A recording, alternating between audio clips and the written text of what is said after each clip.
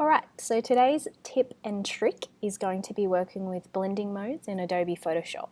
So what I've got here is my layers panel, so how you access that is window layers. I've got a couple of different images that I have downloaded, royalty-free images from unsplash.com, and I have a couple of different images to stack on top of each other. I've got one of the mountains, I've got a rock-like texture, I've got a galaxy image which has some beautiful purples and pinks, we've got more mountains, and then we've got an image of a girl.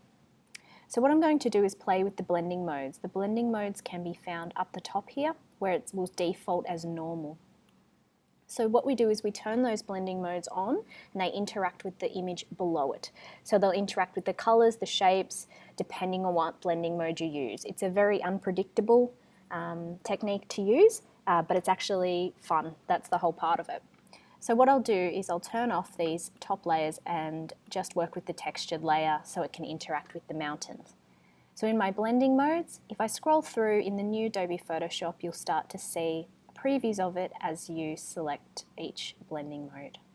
So as you can see, they're starting to overlap on top of each other, and sometimes they change the colors, sometimes they'll add the textures and they'll show through. So I'm going to stick with lighter color for this one. The next one is the galaxy.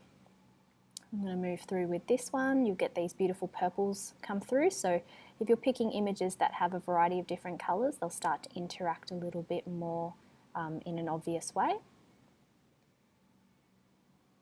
So these ones quite cool with the difference and exclusions. They look quite nice too. So I might stick with, might even do, might go with lighten for that. It's just enough. And then we've got the mountains again. So more mountains working with each other here. And then finally we've got the image of the girl. So she will start to interact with the images as well. So you can see she's just slightly being seen through here. So I can move her around, but where there's more fill, she'll show through a little bit more. You can always go back to other blending modes and experiment with them as well. And that's it. That's working with blending modes in Adobe Photoshop. I hope you enjoyed it.